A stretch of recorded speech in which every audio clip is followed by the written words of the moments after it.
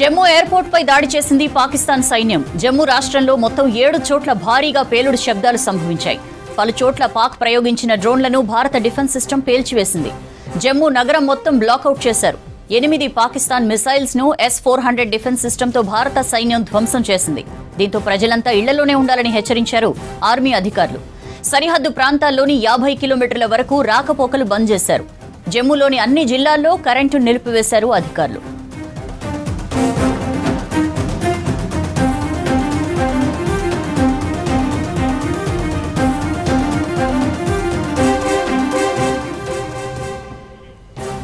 Jammu airport పై దాడి చేసింది పాకిస్తాన్ సైన్యం. జమ్మూ రాష్ట్రంలో మొత్తం 7 చోట్ల భారీగా పేలుడు శబ్దాలు సంభవించాయి. పలు చోట్ల పాక్ ప్రయోగించిన డ్రోన్లను భారత డిఫెన్స్ సిస్టమ్ పేల్చివేసింది.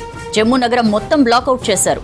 8 పాకిస్తాన్ మిసైల్స్ ను S-400 డిఫెన్స్ సిస్టమ్ తో భారత సైన్యం ధ్వంసం చేసింది. దీంతో ప్రజలంతా ఇళ్లలోనే ఉండాలని హెచ్చరించారు ఆర్మీ అధికారులు. సరిహద్దు ప్రాంతాల్లోని 50 కిలోమీటర్ల వరకు రాకపోకలు బంద్ చేశారు. జమ్మూలోని అన్ని జిల్లాల్లో కరెంటు నిలిపివేశారు అధికారులు. డీటెయిల్స్ తెలుసుకుందాం. ఢిల్లీ నుంచి మదార్ మనతో లైవ్ లో జాయిన్ అవుతున్నారు. మదార్, జమ్మూలో పాక్ డ్రోన్ దాడులకు సంబంధించి అప్డేట్స్ ఏంటి?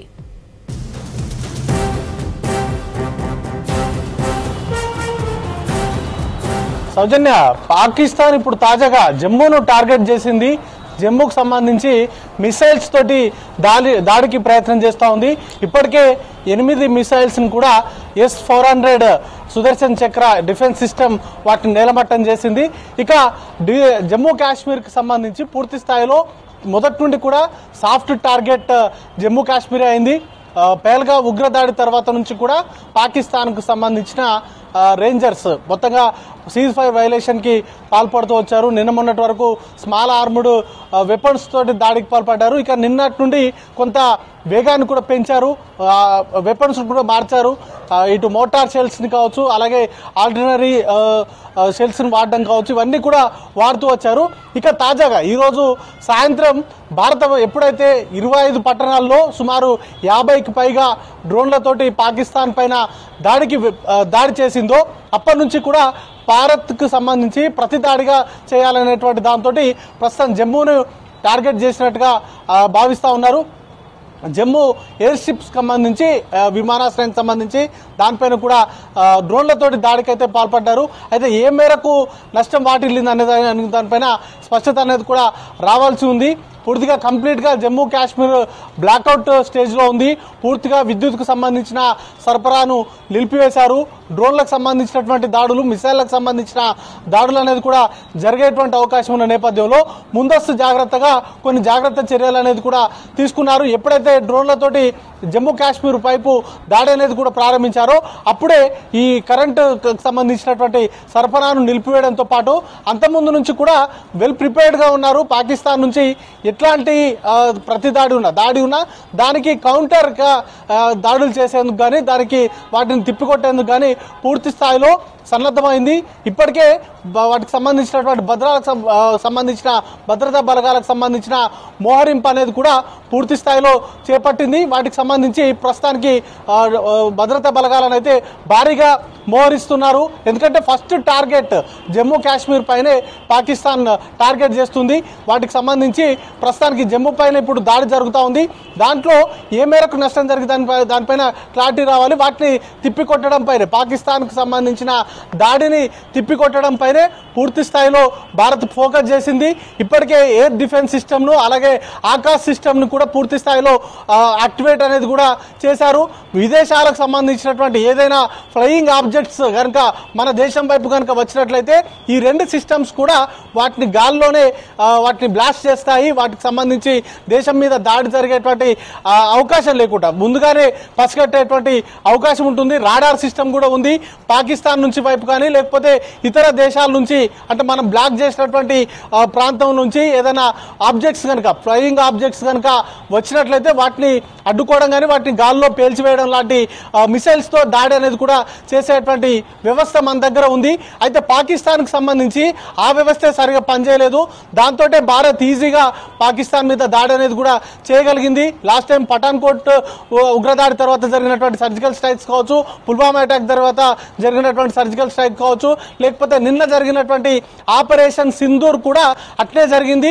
పాకిస్తాన్ సంబంధించి ఈ రోజు మధ్యాహ్నం కూడా లాహోర్ వరకు భారత్కు సంబంధించినటువంటి డ్రోన్లు వెళ్ళి అక్కడ దాడి చేశాయి. అక్కడ ఉన్నటువంటి డిఫెన్స్ సిస్టాన్ని HQ-9 సంబంధించినటువంటి డిఫెన్స్ సిస్టాన్ని కూడా నిర్వీర్యం చేసింది. ఇక ఇప్పుడు తాజాగా పాకిస్తాన్ నుంచి మన దేశానికి వైపు వస్తున్నటువంటి దాడులకు సంబంధించి తిప్పికొట్టేందుకు మనకు రాడార్ సిస్టమ్ కావచ్చు, లేకపోతే ఆకాశ్ సిస్టమ్, ఇవన్నీ కూడా చాలా పర్ఫెక్ట్గా ఉన్నాయి ఇప్పటి వరకు. ఎందుకంటే ఈరోజు ఉదయం నిన్న రాత్రి ఎర్లీ అవర్స్లో పూర్తిగా దేశంలోని 15 సైనిక స్థావరాలపైన పాకిస్తాన్ మిసైల్స్ అలాగే డ్రోన్స్ తోటి అటాక్కు ప్రయత్నం చేసింది. బట్ ఏ ఒక్క అటాక్ కూడా సక్సెస్ఫుల్గా చేయలేకపోయింది.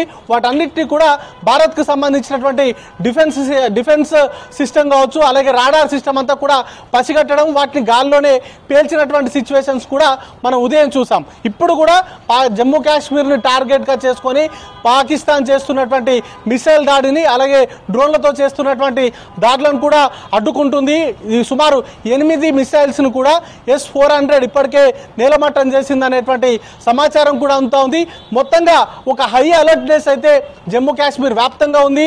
నాట్ ఓన్లీ ఎయిర్ మిసైల్స్ తోటే దాడి కాదు, సాంబా సెక్టార్లో నేషనల్ హైవేను కూడా టార్గెట్ చేసి భారీగా వారు పాకిస్తాన్కి సంబంధించినటువంటి ఆర్మీ కాల్పులకు పాల్పడుతూ ఉంది. 2-3 రోజుల నుంచి కూడా సివిలియన్స్ను టార్గెట్గా చేసుకొని దాడులు చేశారు. ఇప్పుడు ఏకంగా పాకిస్తాన్ ఇండియాపైకి సర్జికల్ స్ట్రైక్ లాగా ఒక దాడికి అయితే ప్రయత్నం చేసింది. దాన్ని ప్రస్తుతానికి భారత ప్రభుత్వం, భారత్కు సంబంధించినటువంటి త్రివిధ దళ అక్కడ ఉన్నటువంటి డిఫెన్స్ సిస్టమ్ అంతా కూడా వాటిని అడ్డుకుంటున్నాయి. ఏ క్షణాన్నైనా ఇంకా మిగతా ప్రాంతాల్లో కూడా సరిహద్దు రాష్ట్రాలకు సంబంధించి మిగతా ప్రాంతాల్లో కూడా దాడి జరిగేటువంటి అవకాశం ఉందనేటువంటి హెచ్చరికలు ఉన్నాయి. ఈ నేపథ్యంలోనే పంజాబ్తో పాటు రాజస్థాన్, గుజరాత్లో సరిహద్దు ప్రాంతాలకు సంబంధించి ముఖ్యంగా కరెంటు అనేది కూడా తీసివేశారు. బ్లాక్అవుట్ అంటే ఒకవేళ ఏదైనా ఎమర్జెన్సీ సిచ్యువేషన్ కనుక వచ్చినట్లయితే సైరన్స్ని ఇప్పటికే జమ్మూ కాశ్మీర్ వ్యాప్తంగా సైరన్స్ను మోగిస్తున్నారు. ఎందుకంటే అక్కడ దాడులు జరుగుతూ ఉన్నాయి. మిగతా ప్రాంతాల్లో కూడా సరిహద్దు వెంబడి సైరన్స్ మోగించడం కావచ్చు, బ్లాక్అవుట్ సిచ్యువేషన్ ఎమర్జెన్సీ వచ్చిన అట్లాంటి పరిస్థితి కనుక ఉత్పన్నమైతే కరెంటు అనేది కూడా పూర్తి స్థాయిలో బంద్ చేయాల్సి ఉంటుంది. ప్రతి ఒక్కరు కూడా ఇళ్లలో ఉన్నటువంటి వారి లైట్స్ని ఆఫ్ చేసి వారు సేఫెస్ట్ ప్లేసుల్లో ఉండడానికి ప్రయత్నాలు అనేది కూడా చేస్తూ ఉండాలి. ఈ సందర్భంలోనే జమ్మూ కాశ్మీర్తో పాటు ఇటు పంజాబ్, గుజరాత్, దాంతోపాటు రాజస్థాన్కి సంబంధించి రాజస్థాన్ చాలా ఎక్కువ సరిహద్దు ప్రాంతం ఉంది. సుమారు 1000 కిలోమీటర్ల వరకు కూడా సరిహద్దు ప్రాంతం ఉంది. కాబట్టి ఆ ప్రాంతాలన్నిటిపైన కూడా ప్రస్తుతానికి ఫోకస్ పెట్టారు. వారితో పాటు సెక్యూరిటీకి సంబంధించినటువంటి డిప్లాయ్మెంట్స్, మొత్తంగా ఓవరాల్ సెక్యూరిటీ అంటే LOC వెంబడి కావచ్చు, లేకపోతే ఇంటర్నేషనల్ బార్డర్ పాకిస్తాన్ తోటి భారత్ బార్డర్ పంచుకుంటున్నటువంటి సరిహద్దు పంచుకుంటున్నటువంటి ప్రతి ప్రాంతంలో కూడా రాడార్ వ్యవస్థను కావచ్చు, అలాగే ఈ S-400 లాంటి సిస్టమ్స్ అయితే యాక్టివేట్ చేసి అయితే పెడతా ఉన్నారు.